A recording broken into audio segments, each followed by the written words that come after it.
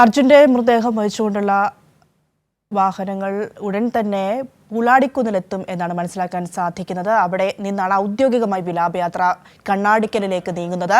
റമീസ് തുടരുന്നുണ്ട്. റമീസ്, വിവരങ്ങൾ.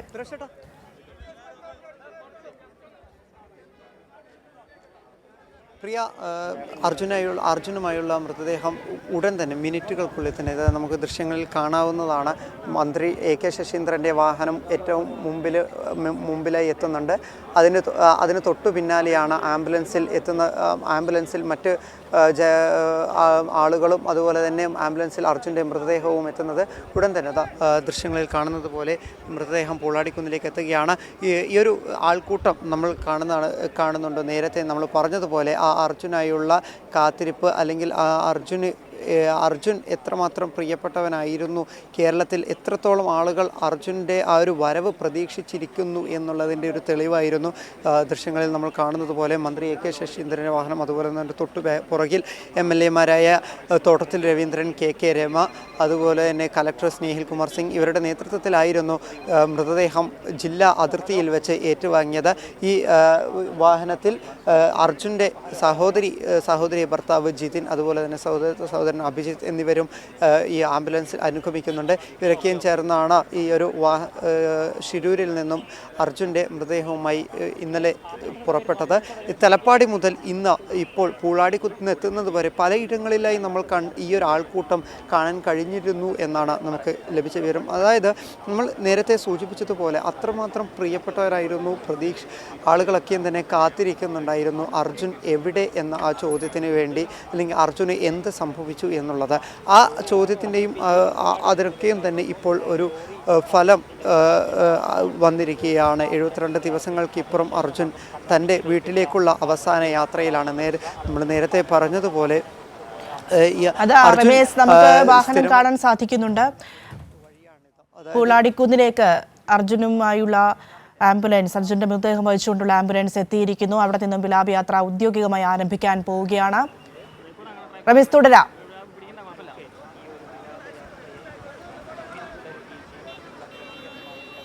പ്രിയ, lorry ഉടമകളുടെയും lorry ഡ്രൈവർമാരുടെയും അതുപോലെ തന്നെ അർജുൻ്റെ കൂട്ടുകാരുടെയും നേതൃത്വത്തിലാണ് ഇവിടെ നിന്ന് വിലാപയാത്ര നടത്തുന്നത്. ഇവിടെ നിന്ന് നേരെ കണ്ണാടിക്കലേക്ക് പോകും. കണ്ണാടിക്കലിൽ നിന്ന് നേരെ അർജുൻ്റെ വീട്ടിലേക്ക്, തുടർന്ന് അർജുൻ്റെ വീട്ടിൽ കുടുംബക്കാർക്ക് കാണിച്ചതിന് ശേഷം ഒരു ചെറിയ പൊതുദർശനം, 1 മണിക്കൂർ നീണ്ടു നിൽക്കുന്ന ഒരു ചെറിയ പൊതുദർശനം, തുടർന്ന് അർജുൻ്റെ തൻ്റെ സ്വന്തം വസതിയിൽ. നമുക്കറിയാം, നേരത്തെ നമ്മൾ പറഞ്ഞതാണ്, ഈ ഒരു ചുരുങ്ങിയ ജീവിതത്തിനിടയിൽ വലിയ ജീവിത യാഥാർത്ഥ്യങ്ങളും ജീവിത ചുമതലകളൊക്കെയും തന്നെ ഏറ്റെടുക്കേണ്ടി വന്ന ചെറുപ്പക്കാരനാണ് ഈ അർജുൻ. അർജുൻ്റെ ആ ഒരു വീടിൻ്റെ സമീപത്തായി തന്നെയാണ് അർജുൻ്റെ മൃതദേഹം അന്ത്യവിശ്രമം കൊള്ളുക. ഇനി അവിടെയായിരിക്കും അർജുൻ വിശ്രമിക്കുക. അതിനുവേണ്ട സജ്ജീകരണങ്ങളെല്ലാം തന്നെ പൂർത്തിയായി കഴിഞ്ഞു.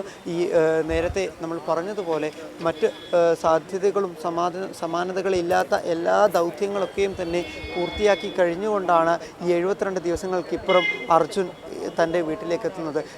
നേരത്തെ നമ്മൾ പറഞ്ഞതുപോലെ തന്നെ ഈ ഒരു സാധാരണക്കാരന് ലഭിക്കാവുന്ന ഏറ്റവും വലിയ യാത്രയയപ്പാണ് ഇവിടെ ലഭിച്ചുകൊണ്ടിരിക്കുന്നത്.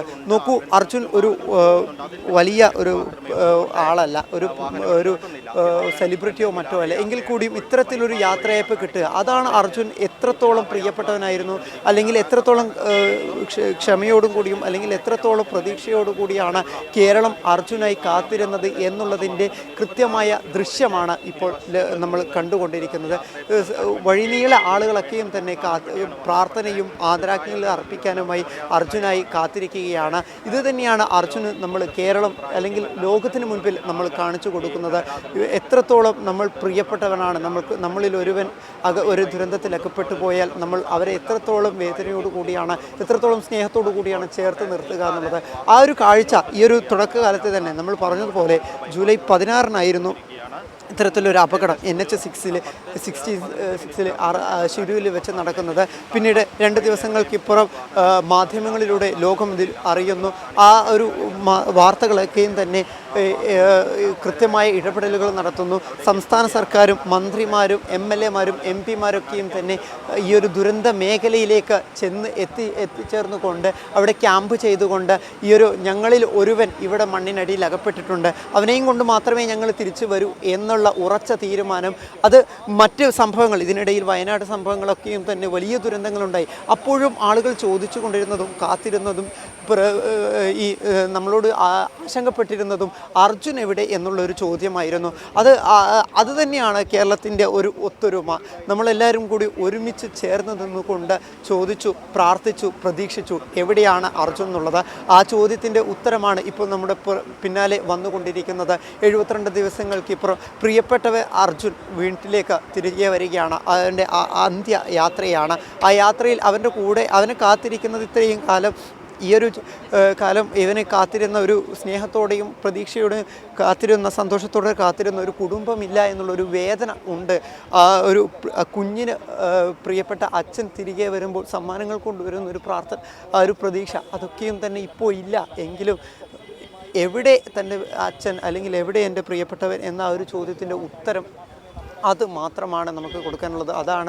അത് മാത്രമാണ് ഒരു ആശ്വാസമായുള്ളത്. ആ ഒരു ആശ്വാസം നൽകാൻ കഴിഞ്ഞു എന്നുള്ളതാണ് നമുക്ക് ഏറെയും ആശ്വസിക്കാനായിട്ടും ഉള്ളത്. ഈ വാഹനത്തിൽ അർജുൻ്റെ സഹോദരി ഭർത്താവ് ജിതിൻ, സഹോദരൻ അഭിജിത്ത് എന്നിവരുണ്ട്. മാത്രമല്ല നേരത്തെ നമ്മൾ ഷിരൂരിൽ വെച്ച് കണ്ടതാണ് അർജുൻ്റെ ക്യാബിനിൽ അർജുൻ കരുതി വെച്ചിരുന്ന പ്രിയപ്പെട്ട മകൻ്റെ കളിപ്പാട്ടം, അതുപോലെ തന്നെ അർജുൻ ഉപയോഗിച്ചു കൊണ്ടിരുന്ന വസ്തുക്കൾ, ഇതൊക്കെയും തന്നെ ആ വാഹനത്തിനൊപ്പം വരുന്നുണ്ട്. അപ്പം ഈ ഒരു വാഹനം അർജുൻ്റെ വീട്ടിലേക്ക് എത്തുമ്പോൾ പഴയ ഒരു സ്നേഹമോ ഒരു കഴിഞ്ഞ നാളുകളിൽ അർജുനെ സ്വീകരിച്ചിരുന്ന ആ ഒരു സ്നേഹ വായ്പകളൊന്നും തന്നെ ഉണ്ടാവില്ല. എങ്കിലും ആ കുടുംബത്തിന് സമാധാനിക്കാം. തങ്ങളുടെ പ്രിയപ്പെട്ടവനെ എന്ത് സംഭവിച്ചു എന്ന് നിരന്തരം അവർ ചോദിച്ച ആ ഒരു ചോദ്യത്തിൻ്റെ ഉത്തരം ലഭിച്ചു എന്നുള്ള ആ ഒരു ആശ്വാസം മാത്രമാണ് അവർക്കുള്ളത്. ആ ഒരു ആശ്വാസത്തിന് വേണ്ടിയായിരുന്നു നമ്മളൊക്കെയും തന്നെ കാത്തിരുന്നതും. ഈ ഒരു അപകടം നടന്നതിന് ശേഷം ഇടയിലൊരു അലംഭാവം ഈ ഒരു തിരച്ചിലിന് ഉണ്ടായപ്പോൾ കൃത്യമായി ഇടപെടലുകൾ നടത്തി സംസ്ഥാനത്തിൻ്റെ മുഖ്യമന്ത്രി തന്നെ അവിടെ എത്തി അർജുൻ്റെ വീട്ടിലെത്തി കുടുംബത്തെ ആശ്വസിപ്പിച്ച് മറ്റൊരു സംസ്ഥാനത്തിൻ്റെ മുഖ്യമന്ത്രിക്ക് കത്തെഴുതുകയാണ്. ഞങ്ങളിൽ ഒരുവൻ നിങ്ങളുടെ ഭൂമിയിൽ അകപ്പെട്ടു പോയിട്ടുണ്ട്, അവനെ എത്തിക്കണം, അവനെ എന്ത് സംഭവിച്ചു എന്നറിയാനുള്ള ആ ഒരു ചോദ്യത്തിൻ്റെ ഉത്തരം അത് ഞങ്ങൾക്ക് ലഭിച്ചേ മതിയാവൂ എന്നുള്ള ആ ഒരു ചോദ്യം.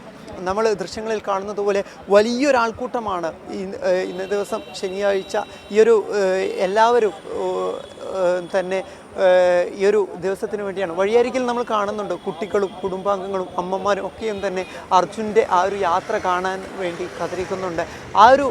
ഇത് തന്നെയാണ് അർജുൻ എത്രമാത്രം പ്രിയപ്പെട്ടവനായിരുന്നു, എത്രമാത്രം കേരളം ഈ ഒരു അർജുന് വേണ്ടി കാത്തിരുന്നു എന്നുള്ളതിൻ്റെ വ്യക്തമാക്കുന്നത്. ഉള്ളാടിക്കുതിൽ നിന്നും വിലാപയാത്രയായി അർജുൻ്റെ മൃതദേഹം കൊണ്ടുപോകുന്ന ദൃശ്യങ്ങളാണ് നമ്മൾ കാണുന്നത്. ഏറെ വേദനിപ്പിക്കുന്ന നിമിഷങ്ങളിലൂടെ കടന്നുപോകുന്നു. 75-ാം നാൾ അർജുൻ തിരികെ വീട്ടിലേക്ക് എത്തുകയാണ്. ഈ കാത്തിരിപ്പിനെല്ലാം വിരാമം കുറിച്ചുകൊണ്ട് അതിനൊരു ഉത്തരം നൽകിക്കൊണ്ട് ഇതാ അർജുൻ കണ്ണാടിക്കലിലെ വീട്ടിലേക്ക് പോകുന്ന കാഴ്ചയാണ് നമ്മൾ കണ്ടുകൊണ്ടിരിക്കുന്നത്. റമീസ് അല്പം മുമ്പ് പറഞ്ഞതുപോലെ ഒരു ഉത്തരം വേണമായിരുന്നു. അർജുൻ എവിടെ പോയി, അർജുൻ എന്തു സംഭവിച്ചു, അത് അറിയാതെ അതിൻ്റെ ഉത്തരം ലഭിക്കാതെ പിന്മാറില്ല എന്നുള്ള ദൃഢനിശ്ചയത്തോടെയുള്ള ഒരു മുൻപോട്ട് പാഞ്ഞ ആ ഒരു നീക്കം, ആ പ്രവർത്തികൾ, അതെല്ലാം ഇന്നിപ്പോൾ ഇതാ ഫലം കണ്ടിരിക്കുന്നു. അർജുൻ്റെ മൃതദേഹം വഹിച്ചുകൊണ്ടുള്ള വിലാപയാത്ര ഇപ്പോൾ പുള്ളാടിക്കുന്നിൽ നിന്നും അദ്ദേഹത്തിൻ്റെ വീട്ടിലേക്ക് കണ്ണാടിക്കലിലേക്ക് പോവുകയാണ്. വലിയ ഒരു വിലാപയാത്രയ്ക്ക് കൂട്ടായി വാഹനങ്ങൾ പുറകെ പോകുന്ന ദൃശ്യങ്ങൾ നമുക്ക് കാണാൻ സാധിക്കുന്നുണ്ട്. കുഞ്ഞുങ്ങൾ, അമ്മമാർ, മുതിർന്ന സ്ത്രീകൾ ഒക്കെയും അവിടെ കാത്തു നിൽക്കുന്നു അദ്ദേഹത്തെ കാണാൻ. പുലർച്ചെ 3 മണി മുതൽ പല ഇടങ്ങളിൽ നിന്ന് ഈ അർജുനെ അവസാനമായി ഒന്ന് കാണാൻ, അന്ത്യാഞ്ജലി അർപ്പിക്കാനായി എത്തിയ ആളുകളുടെ പ്രതികരണങ്ങളൊക്കെയും നമ്മൾ കേട്ടതാണ്. 72-ാം ദിവസമാണ് അർജുനെ കണ്ടെത്തുന്നത്. ആ 72 ദിവസവും ഈ കാത്തിരിപ്പ് തന്നെയായിരുന്നു ഉണ്ടായിരുന്നത്. ഇന്നിപ്പോൾ ഇതാ 75-ാം ദിവസം അദ്ദേഹത്തെ വീട്ടിലേക്ക് എത്തിക്കുകയാണ്, കണ്ണാടിക്കലിലേക്ക് എത്തിക്കുകയാണ്.